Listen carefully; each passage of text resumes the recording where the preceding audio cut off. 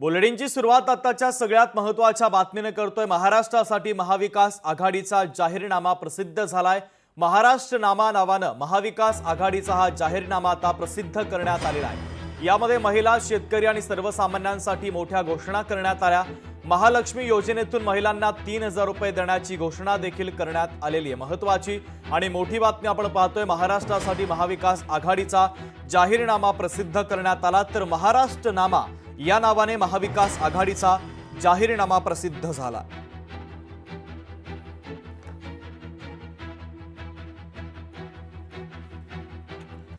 तर पदवीधारक सुशिक्षित बेरोजगारांना दरमहा 4000 रुपयांपर्यंत रक्कम देणार। राज्य सरकार 40 लाख जागांसाठी भरतीची प्रक्रिया सुरू करणार।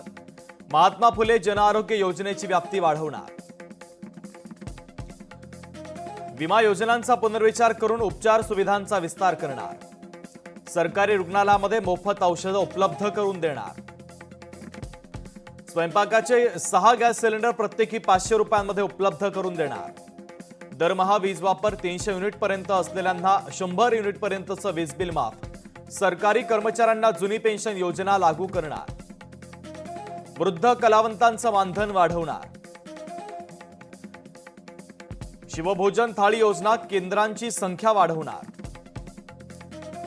महालक्ष्मी योजनेच्या अंतर्गत महिलांना दरमहा 3000 रुपये देणार। महिलांना बस प्रवास मोफत करणार। 9 ते 16 वयोगटातील सर्व मुलींना गर्भमुख कर्करोग प्रतिबंधक। महिला कर्मचाऱ्यांना मासिक पाळीच्या दिवसांमध्ये 2 दिवस ऐच्छिक रजा देणार। बचत गट सक्षमीकरणासाठी स्वतंत्र विभाग स्थापन करणार। प्रत्येक मुलीच्या नावे ठराविक रक्कम बँकेत ठेवून तिनं 18 वर्षानंतर 1 लाख रुपये तिला दिले जाणार। महाराष्ट्रामध्ये जातीनिहाय जनगणना करणार।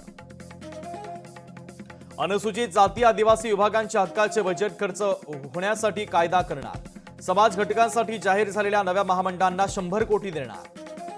संघटित आणि असंघटित सफाई कर्मचाऱ्यांसाठी कल्याण महामंडळ स्थापन करणार।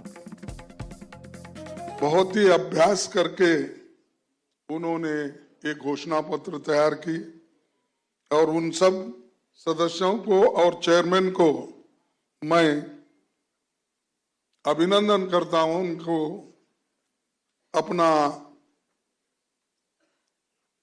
जो भी उन्होंने तैयार किया है सोच समझ के बजट का प्रोविजन इसको आगे रखने के बाद ही उन्होंने किया है। लोकशाही मराठी ऐका, पहा, जागरूक रहा।